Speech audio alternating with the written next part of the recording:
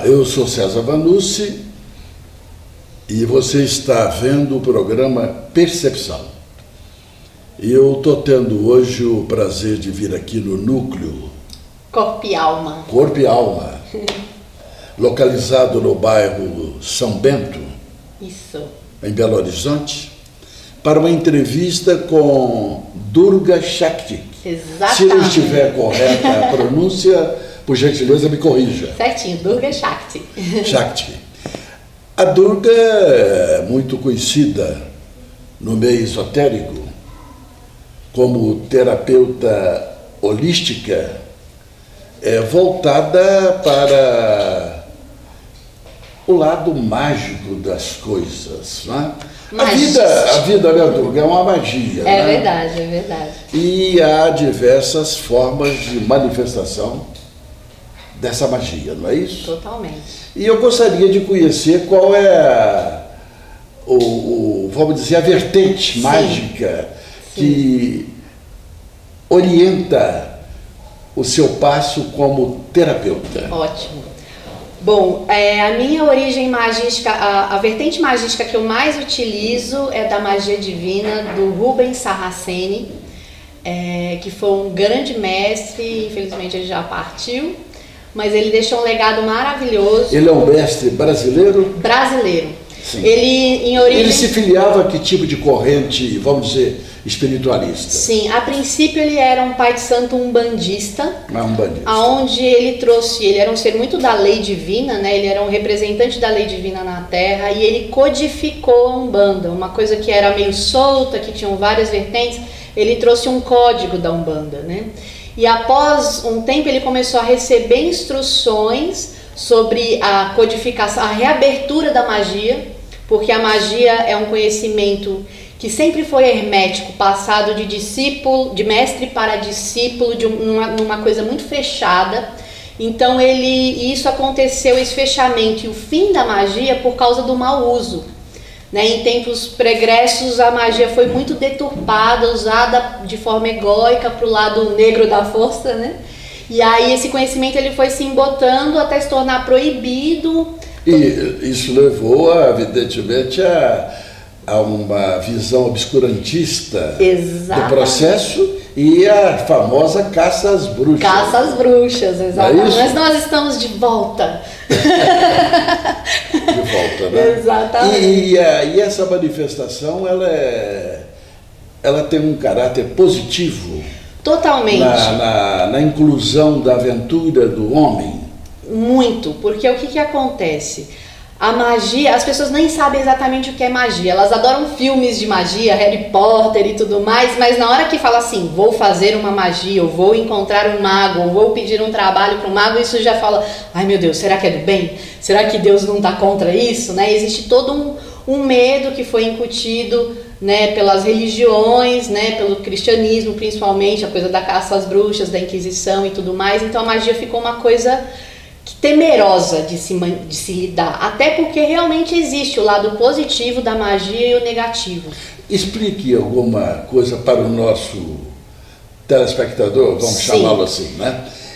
Sobre o que é magia positiva. Sim. E o que vem a ser magia negativa. A magia negativa, o que a gente chama de magia negra, né, é uma magia egóica, ou seja, a magia negra ela tem um objetivo completo de beneficiar alguém, independente se está machucando, aprisionando outro ser. Ou seja, é uma coisa completamente em benefício de alguém, sem se importar se está interferindo no livre-arbítrio de uma pessoa. Ou seja, a magia negra ela é invasiva e ela quebra um dos maiores dons, né? Uma das maiores leis divinas, que é a do livre-arbítrio. Então você interfere no livre-arbítrio do outro em benefício próprio. É uma violência contra a dignidade humana, né? E as leis divinas. E as leis divinas. Exatamente. Então a magia negra ela tem leis naturais. Das leis naturais, exatamente, que é a escolha do ser, né?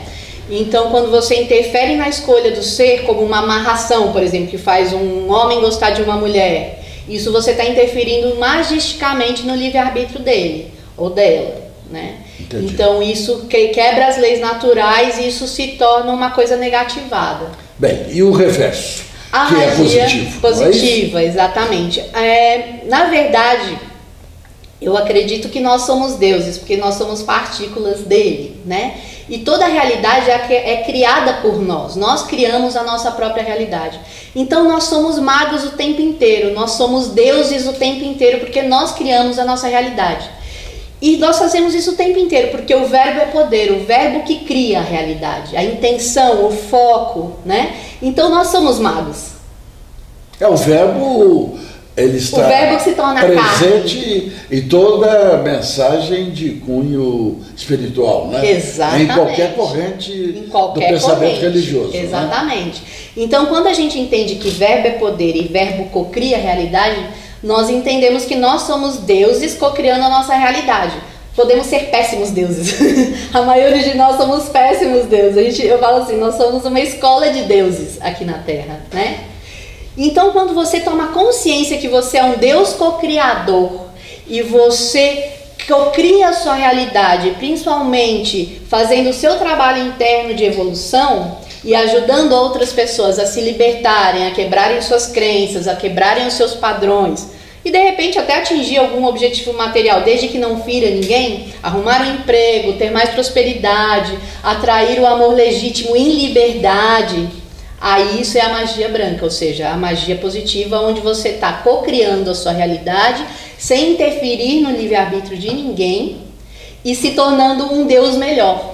Na introdução do nosso papo, você aludiu à circunstância de que recebeu, vamos dizer, as lições básicas Sim. do trabalho que realiza. Numa fonte que tem a ver com a Umbanda. Com a Umbanda. Sim. Mas essa é a fonte que prevalece no seu trabalho, ou você se abastece ainda de outros mananciais espirituais? Sim. Então, na verdade, o pai Rubens, né, que é da Umbanda, ele separou a magia da Umbanda. Quando ele começou a receber a magia, ele tirou o teor umbandista e atribui a magia através das forças divinas diretamente, sem ter a linguagem umbandista. Então ele separou a magia da Umbanda. Quando ele começou a receber a magia, ele tirou o cunho religioso e acessou a magia pura, sem ter nenhuma conexão com religião alguma. De qualquer forma, eu tenho conhecimentos diversos que sem dúvida eu acrescento no meu trabalho e utilizo e recebo as minhas canalizações e o meu próprio entendimento das forças divinas, e isso sem dúvida agrega ao meu trabalho, fora o conhecimento tanto do I Ching quanto do Tarot. Então tudo isso faz com que o meu conhecimento sobre a Matrix, vamos dizer assim, né, que seria como que o software Terra se comporta em termos de leis. Então, os arquétipos, eu tenho um conhecimento muito profundo disso. E isso me auxilia a ser uma maga, modéstia as favas, muito boa. Por causa do conhecimento, porque você tem que saber dar o comando certo, você tem que conseguir entender a raiz das questões. Não adianta falar assim, por exemplo, eu tô com problema com dinheiro. Eu tenho que entender por que você está com problema com dinheiro. Você tem problema com dinheiro porque todos os seus ancestrais tiveram problema com dinheiro? Você tem problema com dinheiro porque tem culpa cristã, por exemplo, é do pobre o reino dos céus. Então, quem carrega a culpa cristã é do pobre o reino dos céus, ele vai sempre se sabotar quando tiver dinheiro, porque ele acredita que ele não vai para o céu, no nível inconsciente. Então, existem tantas questões que podem te trazer uma crença de não prosperidade. Então, o teor investigativo é o que torna a magia boa, eficaz ou não. Bem, mas como é que é o seu processo de atuação? Uma pessoa chega à sua procura, trazendo uma tendência, uma questão, sim, algo que está a atormentá-la. Vamos dizer, de natureza física, de natureza econômica, alguma coisa que está provocando um desarranjo, sim, na vida dela. Sim. Aí você propõe para ela fazer o quê? Primeira coisa é o tarô terapêutico. Tarô terapêutico? Isso. E no que consiste tarô terapêutico? O tarô terapêutico, o tarô é uma ferramenta maravilhosa, porque ele contém todos os arquétipos da humanidade, ou seja, todas as possibilidades de ações e reações. Então, quando eu consulto com tarô, o magnetismo leva a pessoa a escolher determinadas cartas para determinadas posições de cartas. E quando eu abro, eu consigo acessar o profundo do inconsciente dela.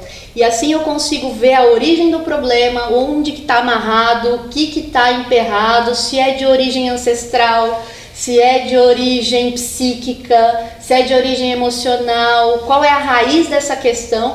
E a partir daí eu indico o tratamento, que pode ser uma constelação familiar, pode ser um tratamento de reiki, uma respiração holotrópica, um tratamento magístico, né? Então a gente tem aqui várias ferramentas para que trabalhe desde o campo psíquico, emocional, físico e espiritual. Então é importante você atuar em todas as áreas do ser, porque se você só trabalha alguma coisa fica em defasagem. Agora, no seu entendimento, quer dizer, é convencimento seu mesmo de que a carta possa apontar, direcionar um procedimento que vai beneficiar alguém?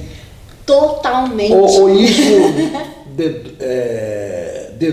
como é que se deriva de intuições pessoais suas que estão harmonizadas com alguma entidade. Como é que é isso? No meu caso é um misto, porque o arquétipo da carta ele fala por si. Então, com aquilo que eu disse, né? Pela lei do magnetismo, por que eu escolhi essa carta e não essa? Por que essa carta me atraiu? Porque essa carta tem ressonância comigo. Então, o fator de ressonância e de que a carta que eu peguei tem a ver exatamente com o meu processo, isso é fato. Você acha, então, que o tarô pode ser comparado a, vamos dizer, uma espécie de computador cósmico? Um computador cósmico. Ele vai buscar na memória as caixas. Exatamente. Você falou perfeito. Ele tem conexão com o registro Você está convencida disso? Eu 30 anos. Se eu não tivesse, eu já tinha ido virado outra coisa.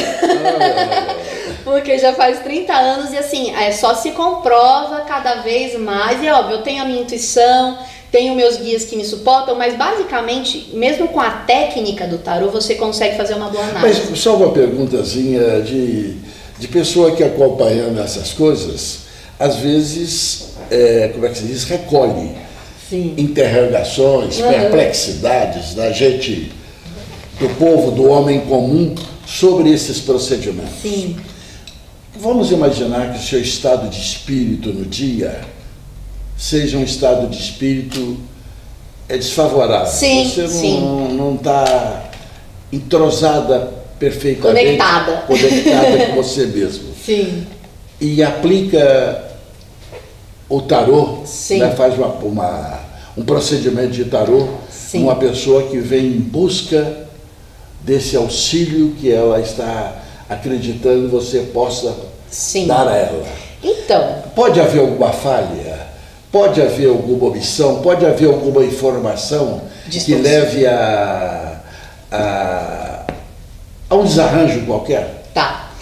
Ou não? Então, se eu tiver realmente muito mal, eu cancelo. Você eu não atendo, executa o procedimento. Eu não sou mercenária. Entendi. Então, assim, isso, assim, eu quero fazer um bom trabalho. Então, se eu sinto que eu não estou preparada, eu cancelo, né? Assim como eu vejo, se a pessoa está muito fechada, eu falo, olha, dessa forma eu não tenho como ler para você, você está completamente fechado. E é uma postura física. Se a pessoa chega, eu quero saber, mas cruza o braço e fica no intelecto, tipo, tudo isso, uma parte dela está me mostrando que ela não quer ser desvelada, né? Mas muitas vezes eu tô mais ou menos, mas na hora que eu tô ali, algo acontece e eu conecto e eu esqueço meu problema e eu tô completamente entregue naquilo. Então vamos lá. Você fez o procedimento inicial, que é o tarô, que é revelador, segundo as suas próprias palavras. Sim. O tarô traça um itinerário, um itinerário a ser seguido, e etc. E os efeitos práticos? Como é que eles são evidenciados? É muito interessante, porque o próprio tarô já desencadeia um processo de desmoronar as crenças, o que a pessoa acreditava estar sofrendo. É como assim, ela via a ponta do iceberg e não via todo o iceberg embaixo. Então, a partir do momento que ela lê o tarô, que eu leio o tarô para ela, ela já consegue ver mais do iceberg. Só isso já gera mudanças, porque o meu tarô ele não é adivinhatório, ele não é para falar assim, ah, você vai casar daqui 5 anos com um loiro de olho azul que vem lá da Alemanha. Não faço isso. Eu sou totalmente contra tarô adivinhatório, porque gera dependência. E o meu tarô é um tarô de autorresponsabilidade. Eu chego, olha, sabe isso que está acontecendo com você? Isso é seu. Você magnetizou isso, porque você é apegado, porque você tem crença, porque você tem dogma. Então eu falo, meu tarô não é para qualquer pessoa. As pessoas têm que elas têm que estar realmente decididas a se autorresponsabilizar pelo seu processo de cura. Então, se a pessoa chegar para mim, eu não vejo essa autorresponsabilidade nela, eu falo assim, acho que você não está no lugar certo. Acho que eu não sou para você. E peço para ela procurar uma outra ajuda. Muito bem, Durga, nós vamos fazer uma pausa. Sim. E retomar esse assunto que está tão interessante, tão instigante, sobre a sua ação como terapeuta holística. Sim. Na sequência, com outras abordagens. Tá ótimo. Sim.